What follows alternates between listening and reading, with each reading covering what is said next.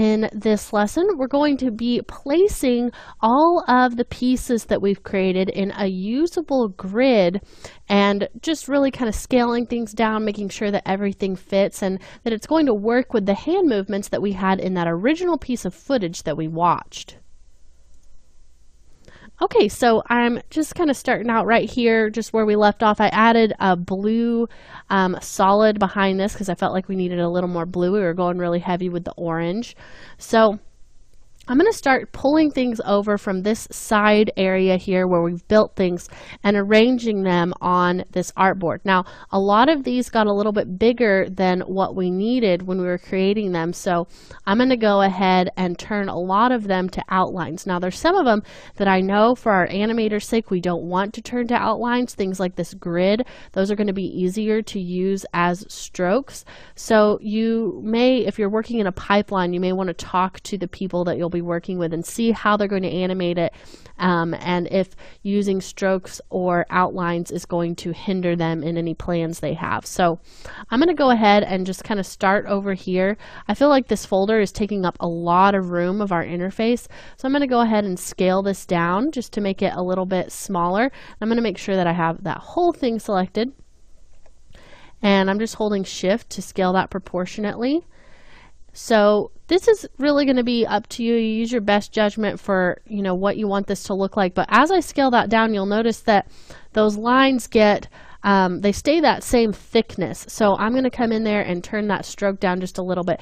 And this is one of my pieces. I know that I want to keep it as strokes and not try to come in there and turn everything to outlines to make it easier to scale down. Now, there will be times where we're able to do that, but this is not one of those. So you got to just kind of figure out what's going to work best for you.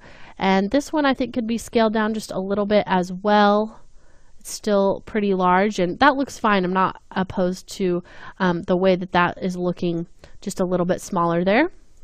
Let's go ahead and grab this piece right here and kind of position this. So instead of just dragging that straight over, I'm going to go ahead and duplicate it. So I'll hold down Alt and drag this over. And that blue solid had a blending mode, so you can see now kind of how that looks with the background. It looks like it matches a little bit better than what we were seeing before. And I'm just going to scale this down so you can see kind of what happens whenever we're working with paths that have not been outlined. We've just left them as paths. You really get a big change in the overall look of everything. So I'm going to undo that, and let's go over here to Object, Path, Outline, Stroke. And now when we go to scale this down, it's going to keep that original look because those paths are now filled instead of stroked, and they're a lot easier to control whenever you're scaling up or down. So I'm just kind of going to come in here, maybe position this sort of parallel with the top of this line right there, and maybe we can make the slide to open photos piece even smaller still. So I'm going to really go heavier on this, really scale that down just so maybe it just comes out a little bit farther from this on the side so it doesn't feel like that's sticking out so far. And now these outlines are starting to look a little bit too thick. So I'm going to go ahead and we might want to change those a little bit. So right now they're sitting at a 3. I think we could probably take those down to a 2. And then these corner pieces, instead of having them at a 5, let's go ahead and just do a 4. And they can be a little bit tricky to select. You want to make sure you don't accidentally select everything. Take it down to a 4. Yeah, I think a 4 looks good for that. Okay, so you can see that that just feels a little bit smaller, a little more compact. Now I'd like to use one of these buttons that we've created over here that doesn't really have a really specific function as maybe a start button. So I'm going to go ahead and select that one, and we'll just Alt drag this over to duplicate it just like that. And again, we're going to want to turn this to outlines. So I'm just going to go up to Object, Path, Outline, Stroke. And honestly, I'm less worried about the circles having that having the strokes turn into paths instead of some of those straighter lines. So things like this, I know we're going to want to keep those as paths. So I'll go ahead and we'll just kind of place this just right in the middle there under the phone, and it might be kind of nice to do the same thing for this piece right here. Just kind of reposition that right in the middle. And now let's go ahead and bring over maybe our clocks. So I'll go ahead and grab those. And these have already been put into a format that's easy for us to scale up and down. So once I duplicate that, I can just really quickly drag that down to a smaller size, and it's going to maintain that look. So this is maybe a little bit easier to work with, just like that. Pull that over there, and I feel like that looks pretty good. We'll just go ahead and leave that as it is. Now let's maybe grab our news button. I think we could put our news maybe right above that. So we'll come over here, grab this one. I'm just going to alt drag this over. And you can see that I'm just kind of working on staying within the grid. Now, this one's going to be tricky because I know that these arrows will want to be left as paths. So let's work on getting this to be smaller without just resorting to really quickly converting it to outlines. So what I'm going to do is hit Control-Shift-G to ungroup it. Then I'm going to select everything in this area, and let's go ahead and open up our layers panel and take a look at what has been selected here. So these three paths right there are the ones that I know I'm not going to want to really mess with here. So it's going to be this one, this one that you see here, and this piece, which looks like maybe it might be a little bit farther down. Let's try to find this. It's just going to be the one that has the red target next to it. So might even be a good idea just to undock our layers panel so we can expand this out a little bit better. Maybe have just a little bit cleaner workflow, being able to see all of those.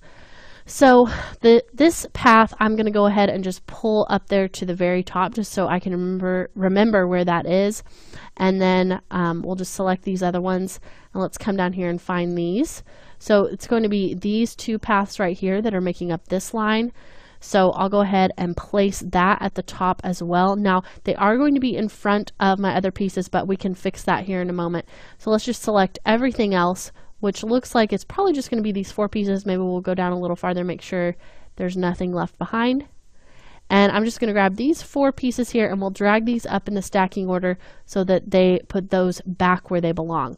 So now we have all of those pieces kind of here at the top, and it's going to be easier to work with now. So what I want to do is simply select those four pieces that were in that middle area, and we'll come up here to Object, go to Path, and choose Outline Stroke. So those are going to be scaled down the way that we want them to be. So now I'm just going to select everything, and we'll go ahead and scale this down, and then we'll fix the arrows and those paths here in a moment. So right now it looks a little crazy, but let's just focus on how big that circle is and get that to be the proper size. So I want this to be just a little bit smaller than the clock, and just to kind of fit parallel with the phone here, and we can have that headline that we were talking about kind of scrolling from here to the phone there on the side. So I like the way that that looks. Now let's go ahead and just select that arrow path. So that's going to be this one right here in the front. Open up that stroke panel. And right now we have a 12-point dash. Now I think that still might hold up. So let's just take the weight down and see if we're happy with the way that that looks. So I think that that looks pretty good right there as that is sitting. We may want to maybe make the dash just a little bit smaller so there's more of them. So let's change that to maybe an 8. And yeah, I like the way that that looks. So if we know that we like the way that the 8 looks with the 4-point weight, I'll just go ahead and come back over here to my layers panel. And we'll select both of those pieces that we know are still too large. Then come back over to the stroke panel, and we'll change that to an 8 and take this down to a 4. And now those are going to be matching a lot better. Now also right now we're having a little bit of an issue with that drop shadow that we added for those. So we need to fix that in our appearance panel. So I'm going to go ahead again and just shift select those ones with the red targets are going to be what I'm working with here for those paths. Then we'll come over here to our appearance panel and just choose that drop shadow. And let's just turn up the blur, or turn down the blur rather, a little bit there. Turn on that preview. And these are going to be way too high now, so we'll just kind of bring this down and maybe turn that blur down just a little bit more so we can really see where this is going.